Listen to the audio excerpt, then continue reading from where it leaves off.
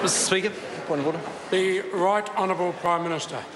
Mr Speaker, I seek leave to move a motion without notice congratulating the members of the 2016 New Zealand Olympic team. Is there any objection to that course of action being followed? There is none. The Right Honourable Prime Minister. Mr Speaker, I move that this House congratulates the members of our record-breaking Olympic team on their outstanding performance in Rio. Mr Speaker, these inspiring New Zealanders did their country and themselves incredibly proud. They showed there is no limit to what Kiwis can achieve when they set goals and work hard to attain them. And seeing New Zealanders not only excel but also carry themselves with such dignity and poise on the world stage reflects incredibly well on New Zealand and is an inspiration to Kiwis young and old. Mr Speaker, this government believes that if you give New Zealanders an equal crack on the world stage, they are capable of anything. These athletes have shown just that. That you can grow up in a town of several hundred in a country of 4.7 million at the bottom of the South Pacific and you can be a world beater. That it's possible to outrun, outthrow, outleap, outshoot, outpaddle, outrow and outsail the best the world has to offer if you're prepared to put in the hard work to make it so. And that there are opportunities for young New Zealand athletes outside of rugby fields and cricket grounds. Because Rio saw our Olympians top the podium of 9 different sports. And the 18 medals won represent our best ever medal haul, far surpassing the 13 won at Seoul and London in 1988 and 2012 respectively. Mr Speaker, it also saw us ranked 14th among 205 competing nations in terms of total medals won. Mr Speaker, we often say it because it's true, New Zealand punches above its weight on the international stage, and it's something that Kiwis can and do take great pride in. Over the past 2 weeks, we've witnessed the continued success of established stars like Mahi Drysdale, Lisa Carrington and Val Adams, and we saw the emergence of new ones. Now young Kiwis can also look up to the new heroes like Eliza McCartney, Luca Jones and Tom Walsh. They are just some of the New Zealanders representing us in Rio who set themselves a goal of being the best in the world and who through a mixture of hard work, ambition, talent, belief and grit can now say that they are. While it's the athletes out there performing, they don't do this on their own, Mr Speaker. They have received amazing support from their coaches, physios, managers and the staff at High Performance Sport New Zealand. And of course from their families who spent all of that time ferrying their children to sailing regattas, to early morning swim training and to gruelling long distance running practices, and for whom I have no doubt are immensely proud. As a parent, I know how much time that takes, but also how it feels to stand back and watch your children chase and achieve their dreams. I'd also like to praise the New Zealand Olympic Committee for their great work. A special mention must go to Chef de Mission, Rob Waddell. There's something uniquely Kiwi, Mr Speaker, about his reaction to arriving in Rio to find our athletes' quarters not quite ready. Rather than kicking up a fuss or leaving the hard work up to someone else, he rolled up his sleeves along with his team and they put the finishing touches on himself. This is another example of the humility and work ethic our athletes are so famous for. I was also heartened to see Nikki Hamlin awarded the Fair Play Award for the International Fair Play Committee. Nikki's selfless act, stopping her race to help the injured runner who had also helped her up, captured the hearts of people around the world. She demonstrated not only the Olympic spirit, but the sense of fair play that is so much a part of our national character. All this means the bar has been set high for our Paralympic athletes who start their games in just over 2 weeks and who I'm sure will continue to meet those standards. We wish them all the best and they go with our full support. Mr Speaker, can I finish by again congratulating all the members of the 2016 Olympic team on their achievements, on their work ethic and on the way they represented us. They should take immense pride in that. But while they will no doubt be savouring their success, for many the job is not done, and they'll already be turning their attention to Tokyo in 2020.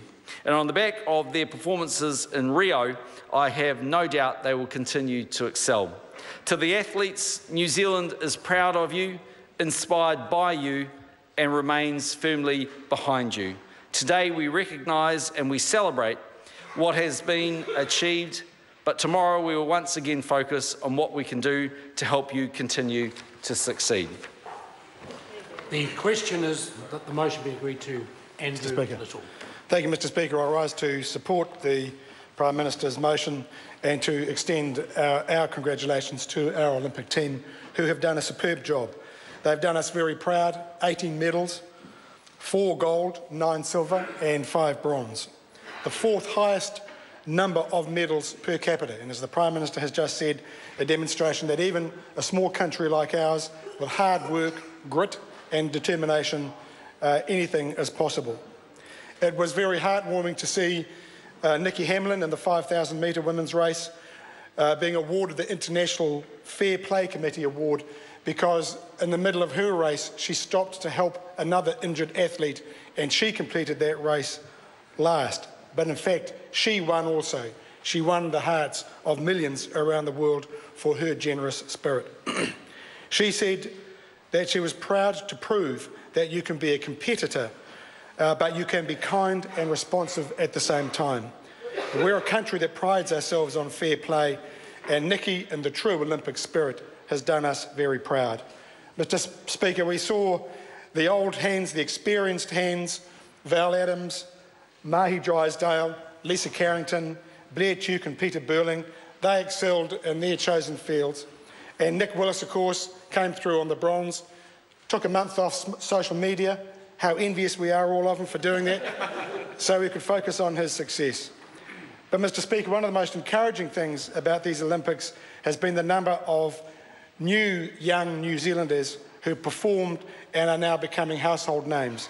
Jacko Gill, Tom Walsh, and of course the amazing Eliza McCartney. The success of these young Kiwis is a great sign of things to come, and we should be very hopeful for future Olympics.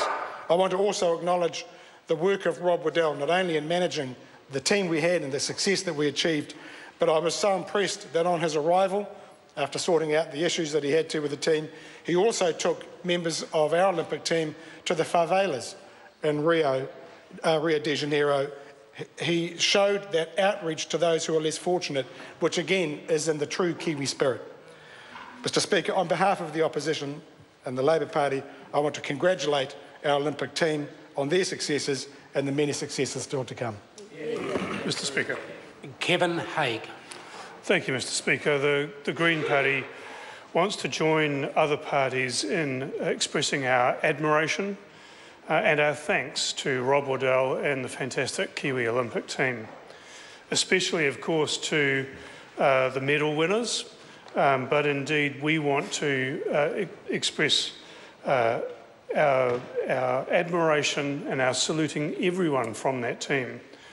We know that sporting performances like those that we've seen, near the limits of what the human body is capable of, don't just happen. You know, they are the result of many mornings in the dark and the cold and the wet, the loneliness of training. They're the result of self-sacrifice, determination and hard work. And Mr Speaker, we want to salute all of those members of the team for that. We couldn't, in the Green Party, help but notice that most of our medal winners were women. And we hope that this will be the prompt for properly funding women's sport. High performance sport set a target of 14 medals for Rio, and so our record haul of 18 medals clearly surpasses that, and that's a fantastic achievement. But for us, the real measure of the success of our Olympic performance will be whether, as a country, we have the wit and the wherewithal to ensure that those performances inspire more people becoming more physically active more often. Mr. Speaker, it's hard to pick a favourite performance and, of course, invidious to try, but I guess for me, my favourite sporting performance of the Games was Eliza McCartney. I mean, who could deny that fantastic grin, her sharing her excitement and her pleasure with the entire nation. But just as the Prime Minister and Andrew Little have mentioned, I guess my favourite moment of the entire Games was the incident involving Nikki Hamblin and Abby D'Agostino from the United States in the 5,000 metres. Because what those two women did was to show us some values. They showed us that solidarity was more important than competition, even in the most competitive environment. And that most Kiwi of values, that when someone is in need, it is our nature to reach out a helping hand. Let that be a lesson to us in this House, sir. Mr. Speaker. Clayton Mitchell. Thank you, Mr. Speaker. I'd like to rise on behalf of New Zealand First to also add our congratulations to the New Zealand Olympic team. But not just to the sports people, men and women, that competed so feverishly on the international stage, sir, but to all the families and the supporters, the team members, the coaches and the physios that backed this team up and actually enabled them to get there. In fact, sir, every single taxpayer in this country can take pride to know that hard-earned money that they've worked for has gone in to support this very iconic event that happens every four years, to see such a fantastic result by this country. It's certainly a result, sir, that we haven't felt in the past, receiving our highest ever medal tally of 18, which certainly surpasses the 14 medals that we were tipped to receive, sir. We also note the four gold, the 9 silver and the 5 bronze, and those people have been heroed. But there were people that also missed out on the international stage, people that we thought were going to make it and didn't. And the fact that New Zealanders still stand in solidarity and support for those, the Black Sticks being one of them, sir, that is twice in a row they've missed out only just, but we can absolutely attest to their hard work, their dedication to be there. And of course, sir, our equestrian team we had high hopes for. And to see as each of those dropped, those bars dropped one by one, we saw our medal drop away from us, but it was great to see that New Zealand stood by our people as they went through that. I have to say my favourite moment, as many people, was to see our Nikki Hamblin out there on the international stage stopping to take time to show her solidarity and show true Olympic spirit. It has been picked up throughout the world, and it resonates very, very strongly internationally, sir. But we may yet still pick up another medal. Of course, there is the Pierre de Coubertin medal, which she is potentially going to be put forward for. And that's only ever been given out 17 times in the entire history of the Olympic Games. And if that medal is gained, then that certainly would be of huge value to New Zealand and our history within the Games, sir. As I said, and has been mentioned, we have had 11 of the 18 medals achieved by females. We're, for the first time that has happened with New Zealand's involvement in the Olympic Games, and also, sir, to see a majority of females competing in the Olympic team of around 200 people is great to see also. Sir, I just would like to finish again in supporting the House and congratulating our Olympic heroes and heroines, and also to acknowledge the hard work that is still going on today with our Paralympians, which will be taking to that stage on the 7th of next month. And sir, a thought to think about as we go into new sporting events and of course the 2020 Olympic Games in Tokyo is the people that paid and enabled this event to take place and put our sports people on the international stage so that we can swell with national pride. We should have given them the ability to watch these games of national significance live and free to air as we once enjoyed in previous times gone by. And we'd like to see this House support that as it comes up in the future. It is affordable, and I think if you ask the people and stay in touch with New Zealanders, there is a huge desire for it. Thank you, Mr. Speaker. Speaker. The Honourable Te Ururoa Flavell. Tēnā koe, Mr. Speaker, ko tai wāhi ki au, ko te tautoko i ngā mihi, i ngā kōrero, ki te hunga i haere ki tā wāhi, ko te hunga i Waimarie, ko te hunga kāri Waimarie, ai tū, i te muro o te ahi, ko etahi, ai hinga, ko etahi i eke. Ka mihi rea ki a rātou katoa. Ia au e kōrero ana mō tēnei o ngā kaupapa ka hoki ngā mahara ki a Amster Reedy, ko ira te tangata te Māori tonu, i whakauru anō hoki ngā tikanga o te ao Māori ki roto i tēnei o ngā tīma, i tēnei o ngā tira, ko te koro wai tērā, ko ngā paunamu tērā, ko Amster tērā e hinga i ngā tautata ko hipāke, ka tangi ake ki aia. So, Mr. Speaker, join with other speakers in acknowledging all those sportsmen and women who did us proud overseas. And I also acknowledge the contribution from one Amster Reedy, who pretty much set the scene with respect to kaupapa Māori with the New Zealand Olympic team in years gone by. He passed away not long ago. This wasn't only a very successful Olympics for Aotearoa New Zealand, Mr. Speaker. Can I say that I'm hugely proud of the part that Māori have played in this year's Games. It was hugely successful for Māori as well. Some of New Zealand's leading musicians, Kirsten Terito and her husband James Illingworth, created a song in Te Reo Māori to inspire our athletes, and not too many people know about that. A quarter of our 200 athletes are Māori. The Australian Olympic team, for goodness sake, also included some Māori, but they're coming home soon. And they better get home.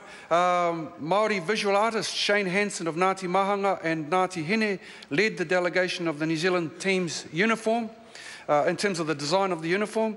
Māori BMX sensation from Te Whakatohea no Pōtiki, but previously been in Kawerau as well, Sarah Walker, has been elected to the International Olympic Committee, the IOC, so that's pretty important for us. No. I don't think so. Oh, that's all us, Bay of Plenty. Mr. Speaker, Lisa Carrington, two times Olympic gold medalist, was flag bearer, a huge honour to be bestowed on an athlete, and of course, te aitanga mahiki, I understand, tōna whakapapa. And sir, you'll know in previous speeches that I'm not one to sort of blow the trumpet of Wairiki, but I've got to say, Mr. Speaker, that 6 of the athletes who won gold medals for New Zealand for Aotearoa, 3 of them were born and trained in the Wairiki electorate. Mahi Drysdale from Tauranga, rowing men's single sculls, Lisa Carrington from Ohope, the canoeing women's K1 200, and Peter Burling from Tauranga Moana, sailing men's 49ers. So, you know, in the Bay of Plenty and the Wairiki electorate, Mr. Speaker, as I say, very humble, we both breed them, we train them in the Wairiki, and 9 of the 15 Olympic medals that New Zealand received at this year's Olympics came from the Wairiki. So I'm just saying the contribution that we bring to the country. Mr. Speaker, can I ask us to spare a thought, aside from all of those other athletes, to one Portia Woodman. If there was ever a competition in that Sevens women's rugby that I think many people were watching, that just to see how she was so emotional in the outcome of that particular event. So she says, because of her efforts, I think that she actually should hold herself proud of being an example of the Olympic spirit by going hard through all those games, but to find at the final hurdle not quite good enough. So we wish her well and hope that she comes through for the next games. Ka nui te mihi, kia ora tātou. Mr. Speaker. David Seymour. On behalf of the ACT Party, I'd like to join with other leaders in support of the Prime Minister's statement. Mr. Speaker, it is difficult to overstate how well our tiny country won so big, and we should all be proud of the many fine attributes of New Zealand that were embodied in those achievements. In honour of those great Olympians, those who competed, and especially those who won medals, I'm going to keep my speech hopefully shorter and faster than Lisa Carrington paddling 200 metres. Congratulations to our Olympians. Thank you, Mr. Speaker. The question is that the motion be agreed to. Those of that opinion will say aye. Aye. To the contrary, no. The ayes have it. Mr. Speaker. The Honourable Gerry Brownlee. Mr. Speaker, I move that the sitting of the House on Tuesday, the 23rd of August 2016 be extended from 9 a.m. on Wednesday, the 24th of August 2016.